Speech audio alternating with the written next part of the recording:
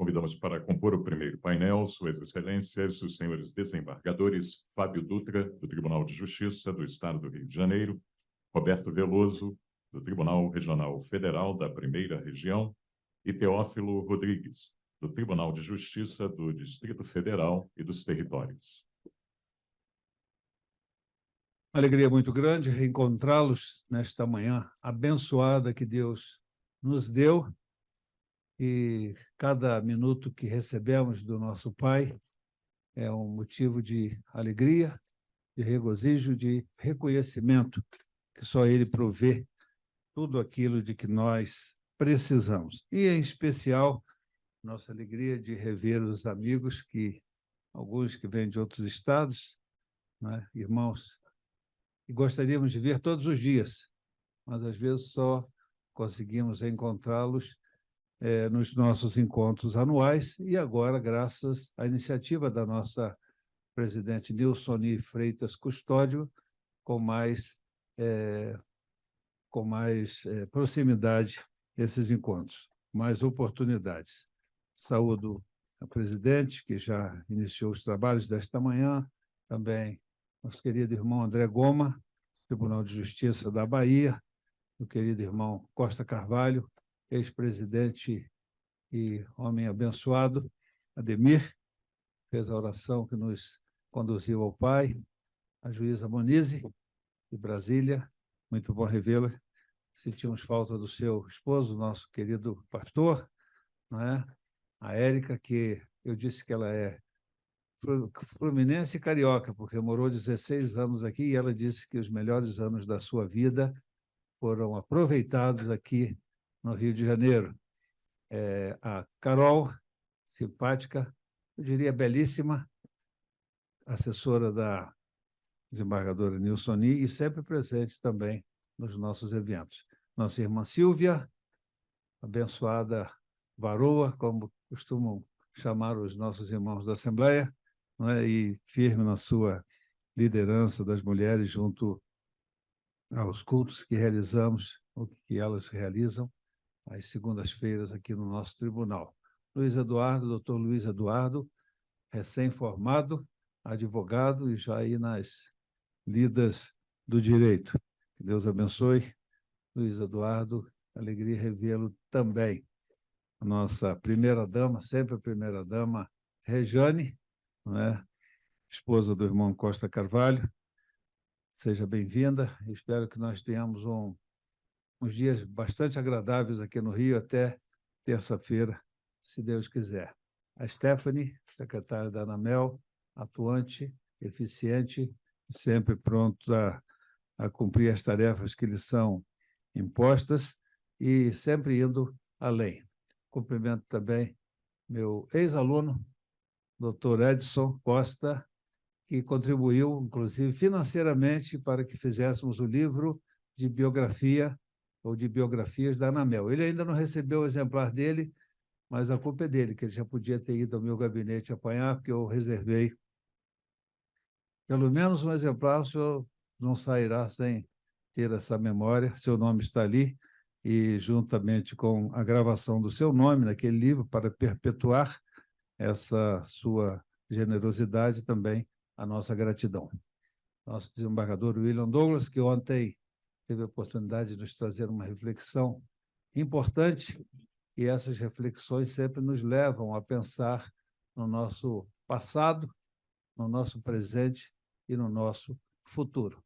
E o pastor Evandro, convidado querido, lá de São Gonçalo, presidente do CUME, que é o Conselho Unificado das Igrejas. Seja bem-vindo, pastor Evandro. Temos também ali um irmão, eu, desculpe, não o conheço, mas servidor do CJ, seja abençoado em dobro, então, porque ser servidor é muito importante, não é? E estar aqui conosco é para nós um motivo de grande alegria. Estão ali também as pessoas que estão trabalhando, o Antônio Carlos Barros, né, que eu já fiz referência a ele ontem, nossos dois amigos aqui da informática, ou inclusive da Igreja Batista da Atitude, né? E gostou muito da banda ontem. Os dois também? Os dois são da Atitude, é? Não. Os dois são evangélicos? Ah, você está inventando, Aldemir. Vamos parar. Ah, então. Tá bom. Cumprimento também meu colega de seminário, doutor Júlio Aleixo, né? Ele que me dá cola e que me ajuda lá nas dificuldades lá da teologia. O Rodrigo, assessor querido, irmão amado, e também servidor, e eu digo que ele é subescravo, porque o escravo sou eu, né? Escravo aqui, não só da lei, como da justiça, como dos trabalhos que são muitos, e ele me ajuda, então ele é o sub. E a nossa querida irmã Sandra, não é, minha assessora, a mais nova incorporada ao grupo de servidores lá do meu gabinete. Então, que Deus a todos abençoe. Também o fotógrafo, né, que está por aí. E o Luiz, já assumiu, nosso irmão também. Isso. E aqui hoje temos a oportunidade de ouvir dois eminentes representantes do Poder Judiciário. Um é um irmão querido há mais tempo, né, que é o irmão Veloso, desde os tempos em que ele ainda era juiz e que estava nas agruras da promoção, né, e todos sabem como é difícil quando a gente precisa ser promovido e cabalar voto, buscar os apoios e procurar quem possa ajudar. E hoje ele está aqui como desembargador, ele é piauiense, de Teresina, e alguém me deu um testemunho muito bonito a respeito dele. Foi o pastor João Emílio, da Igreja Batista de Irajá, nosso professor lá no seminário. Disse que viajava de avião e tinha lá um cidadão estudando a Bíblia, lendo alguma coisa, ele identificou logo. Ele falou, gente, aquele ali está estudando a Bíblia, né? E olhou e verificou, e por acaso era o irmão Veloso. E o pastor João, que tinha ido pregar na igreja da qual o irmão Veloso é membro, quando chegou lá, o identificou, foi apresentado e disse, então era o senhor que estava lá no avião lendo a Bíblia e aproveitando o tempo da viagem, não foi isso? Então, ele depois deu esse depoimento para a gente lá, e isso é um motivo de muita alegria. Também está conosco o doutor Teófilo Rodrigues, que é do Tribunal de Justiça do Distrito Federal e que já esteve conosco no evento passado, não é? Então, eu me alegro de ter essa companhia ilustre aqui no Rio de Janeiro e de ouvi-lo mais uma vez. Sei das suas qualidades e sei que nós estamos aqui e vamos sair, com certeza, engrandecidos. Vamos acrescentar ao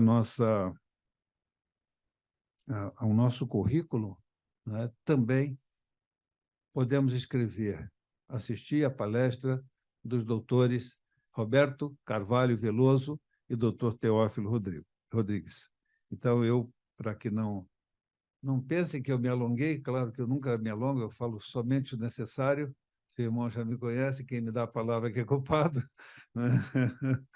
Nós vamos passar a palavra ao nosso querido irmão do Tribunal Regional Federal da Primeira Região, doutor Roberto Veloso, para proferir sua conferência a respeito do cristão e o processo penal justo. Com muita alegria, doutor Roberto, a palavra é sua.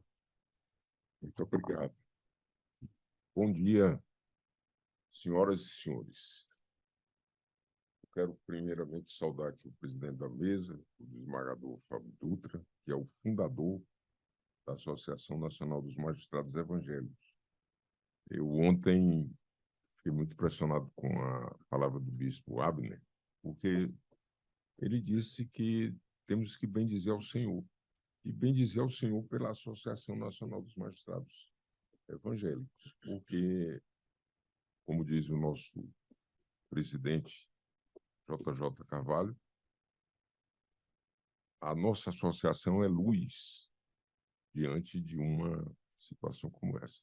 Saudar também a nossa presidente Nilsoni, trazer o seminário, eu estava aqui justamente pensando nisso, trazer o seminário da Associação Nacional dos Magistrados Evangélicos para o Tribunal de Justiça do Rio de Janeiro é algo digno de nota, senhora presidente. justamente porque nós vemos o Rio de Janeiro passar por situações tão difíceis e acreditamos que não só o judiciário, mas todos precisamos de Jesus Cristo nas nossas vidas. Saúdo também o meu colega aqui de mesa, o desembargador Teófilo Caetano, que está aqui dividindo essa honraria comigo. Saúdo a todos. O desembargador Fábio Dutra já fez as referências, mas faço minhas as palavras dele. A minha esposa, ela sempre diz assim: não cite os nomes, porque vai faltar alguém. Então, eu peço perdão aqui, nosso irmão Ademir, nosso irmão Gomba, todos vocês que estão aqui são muito bem-vindos a esta ocasião. O tema que me foi proposto foi o cristão e o processo penal justo. Eu falo isso, assim, eu gosto desse tema, porque ele, além de ser um tema, ele é também um testemunho meu. Porque eu fui juiz criminal durante boa parte da minha judicatura. E eu falava agora ali no café, eu era católico praticante, eu frequentava, inclusive, o Terço dos Homens, e Deus me converteu, me puxou com a mão forte, eu não tive saída. Quando Deus me escolheu, eu não tive como não aceitar. Eu fui trazido pela mão forte de Deus. E quando eu me vi convertido, eu me vi também juiz criminal. Então, uma das primeiras passagens bíblicas que eu vi foi: não julgueis, e não sereis julgados. Então, eu digo, mas como? Eu sou juiz criminal, eu não vou mais julgar. E aquela palavra ficou na minha cabeça. E eu fui procurar a resposta. Qual o significado disso? Então, o próprio Espírito Santo, ele me abriu a mente para dizer que eu não deveria julgar diferente de como eu queria ser julgado. Essa é a palavra da Bíblia. Quando Jesus Cristo diz, não julgueis, ou seja, com a mesma medida que julgais, sereis julgados. Então, o que Jesus está a dizer para nós é que nós devemos fazer um julgamento da mesma maneira que nós queremos ser julgados. Então, se eu julgo com impiedade, se eu julgo com injustiça, dessa maneira, eu vou ser julgado também. Se eu, na minha judicatura, aplico penas que excedem os limites legais, da mesma maneira, eu serei julgado. Por isso é que ele disse, olha, como você quer tirar o cisco do olho do seu irmão se você tem uma trave no seu? Porque, na verdade, todos nós somos pecadores e carecemos da misericórdia de Deus. Por isso, nós temos sempre que ter a Bíblia como nosso manual. Eu já ouvi uma palestra do nosso caríssimo desembargador William Douglas, e ele dizia isso, olha, a Bíblia é o meu manual de vida. E a Bíblia, de fato, é um manual. É sobre isso que eu quero falar para vocês hoje. Por quê? Porque a Bíblia é um manual. Porque ela contém determinações, orientações que servem para a nossa vida, inclusive para o processo penal. Inclusive para o processo penal. Como nós vamos julgar? A Constituição, eu fui avisado que tenho 20 minutos, então vou tentar cumprir esse tempo proposto. Porque a nossa Constituição, ela diz, no seu preâmbulo, nós, representantes do povo brasileiro, reunidos em Assembleia Nacional Constituinte, sob a proteção de Deus. Então, o Constituinte, ele disse que estava protegido por Deus, que Deus era o orientador, o protetor de tudo que eles iriam escrever ali naquele momento. E a Constituição, e tendo a Constituição dito isso, a palavra de Deus está na Bíblia. Então, nós temos que procurar na Bíblia o que é que inspirou o Constituinte. E eu digo isso porque muitos pensam que a tarefa de julgar é fácil, mas a tarefa de julgar não é fácil. A tarefa de julgar não é fácil. Ela não é fácil, volto a dizer, porque nós temos que julgar o nosso semelhante. Então, como é que nós, sendo seres falíveis, podemos julgar o nosso semelhante?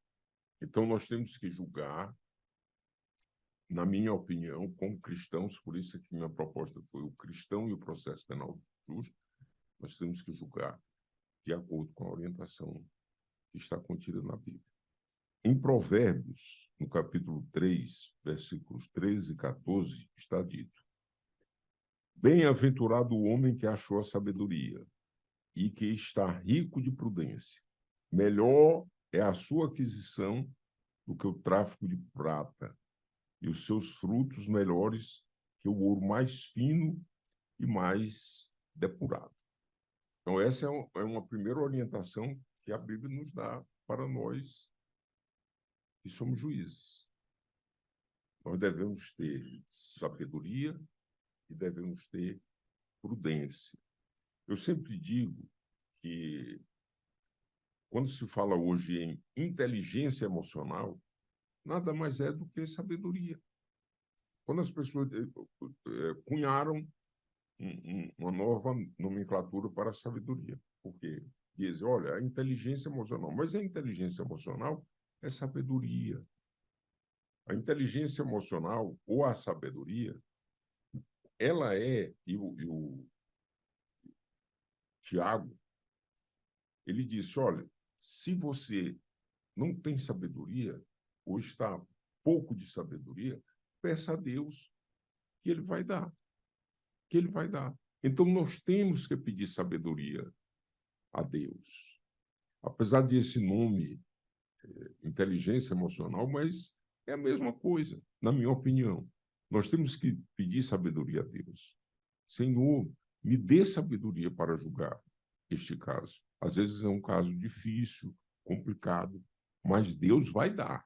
Está escrito na palavra que Ele vai dar. E a outra é a questão da prudência. Nós temos que ser prudentes. Prudentes. Nós temos que analisar. Nós não podemos julgar afoitamente como quem não tem responsabilidade. Não pode isso.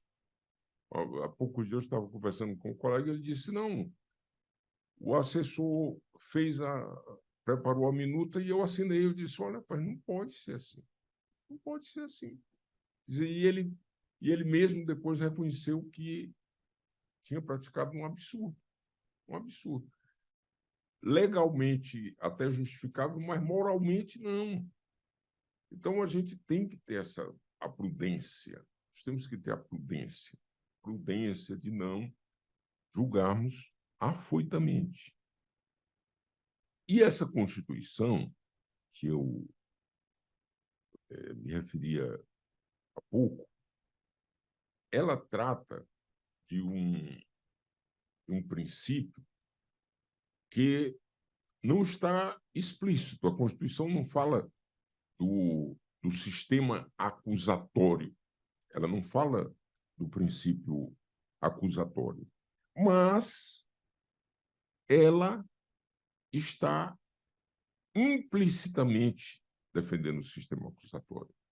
E o sistema acusatório é um sistema de defesa. Isso é um ensinamento para nós, que nós como juízes, temos de conceder o direito de defesa. Não é nem de conceder, nós temos de garantir o direito de defesa. Porque se o juiz não garantir, eu sempre digo isso, às vezes a pessoa diz assim, você é garantista? Eu digo, não, todo juiz é garantista. Todo juiz tem que ser garantista. Porque se o juiz não for garantista, ou seja, se ele não garantir os direitos a quem é acusado, quem é que vai garantir? Então, se junta juiz, promotor, delegado, tudo contra o réu. Então, o réu já está condenado. Ele não tem garantia. Quem é que vai fazer essa garantia? O juiz. O juiz é o garante. Ele é o principal garante. É uma redundância dizer que o juiz é garantista. Porque isso já é uma função nata nossa, sermos garantistas. A Constituição, ela diz assim, no artigo 5º, inciso 57, ninguém será considerado culpado até o trânsito em julgado de sentença penal condenatória. E no inciso seguinte diz, ninguém será submetido à tortura ou a tratamento degradante. Com certeza, e eu digo isso com certeza, os constituintes que colocaram lá no preâmbulo sobre a proteção de Deus, leram Atos dos Apóstolos, no capítulo 22, nos versículos 24 e 25, que diz, nós estávamos falando agora há pouco, amigo, o nosso caríssimo presidente J.J. Carvalho, sobre Teófilo, que Lucas escreveu, Teófilo, amigo Teófilo, escrevo-te esse segundo livro, que ele escreveu o primeiro e escreveu também Atos dos Apóstolos. Então, Lucas estava retratando, porque ele era um historiador, médico historiador, estava retratando a vida de Paulo. Então, ele diz, ele cita essa situação. Ordenou o comandante que Paulo fosse recolhido à fortaleza e que, sob açoite, fosse interrogado para saber por que motivo assim clamavam contra ele. Quando o estavam amarrando com correias, disse Paulo ao centurião presente, ser-vos-á, porventura, lícito açoitar um cidadão romano sem estar condenado? Olha aqui. Aqui nós vamos fazer só uma transliteração para a realidade, ou seja, é lícito a um cidadão ser torturado e ser condenado sem processo? A Constituição, então, diz o que está escrito em Atos dos Apóstolos. Ninguém será considerado culpado até o trânsito em julgado de sentença penal condenatória. Foi isso que o Paulo disse. Olha, como é que vocês vão me açoitar sem eu estar condenado? E depois a Constituição diz, ninguém será submetido a tortura, a tratamento degradante. E Paulo disse, é lícito açoitar um cidadão? Então, a Constituição, quando ela defende o contraditório e a ampla defesa, ela está justamente se inspirando no que diz a Bíblia. Jesus foi advogado, eu acho linda essa passagem. Jesus, eu digo isso, presidente Nilson, nós fomos lá falar com a presidente Nilson e eu disse a ela, eu digo, olha, desembargadora, a senhora tem que ser presidente da ANAMEL por dois motivos. O primeiro é porque a senhora é mulher, e sendo mulher vai dignificar a ANAMEL. Segundo, pela sua competência, pela sua capacidade de direção. E aí nós temos uma excelente presidente. E ela disse que eu fui um dos responsáveis, não é isso? Mas foi o Espírito Santo naquele dia, não fui nem eu quem falou. Foi o Espírito Santo que me usou para lhe falar isso. Por quê? E aqui eu vejo aqui mulheres presentes, e eu sou professor no curso de mestrado lá da Universidade Federal do Maranhão, e de vez em quando, amigo Teófilo, surge a ideia, não, porque o patriarcado vem da Bíblia e não sei o quê. E eu sempre digo, olha, eu acho que você não leu a Bíblia. Você não leu a Bíblia. Porque a Bíblia sempre defendeu as mulheres. E Jesus Cristo, em particular. Em particular.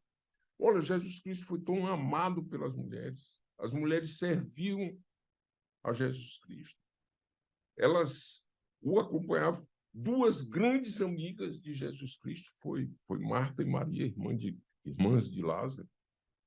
E a defesa que Jesus fez da mulher acusada de adultério, que foi uma defesa magnífica, justamente diante daquilo que nós falávamos aqui no início.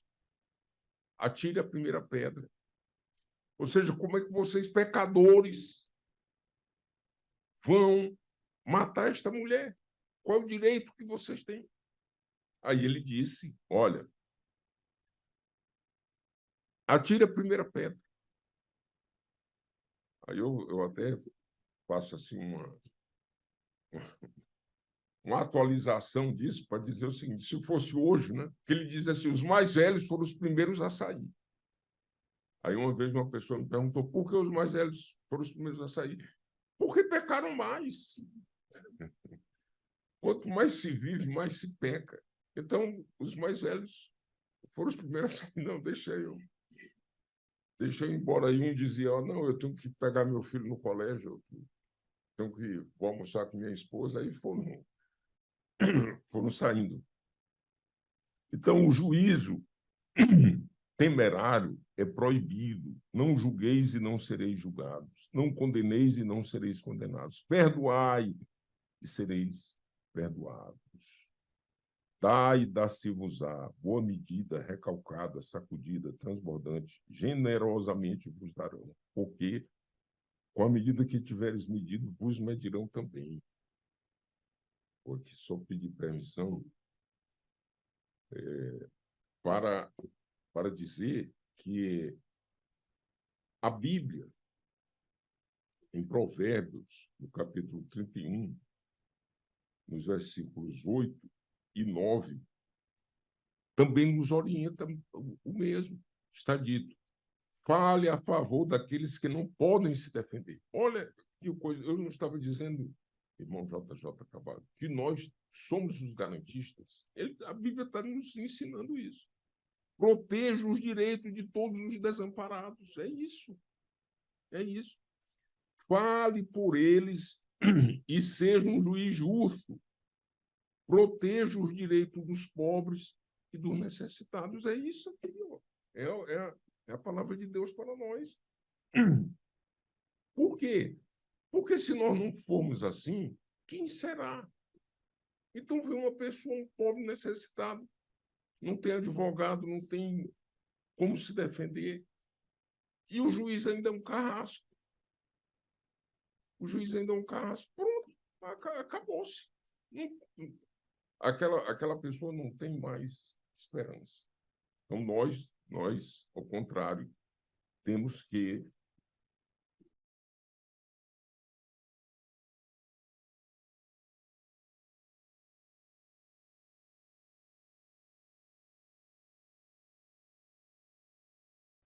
já passa aqui do meu tempo. E a Bíblia, também nos orienta de como nós devemos proceder na nossa atividade como cristãos, que é não nos deixarmos corromper. A Bíblia diz em várias oportunidades, e a partir de Moisés,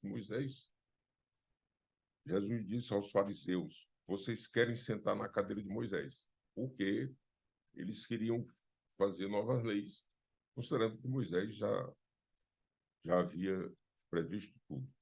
E quando Moisés julgava, que Moisés foi o líder religioso, ele era da tribo de Levi, ele foi juiz e foi também governante. Nele se reuniram, e o sogro dele, o Jetro,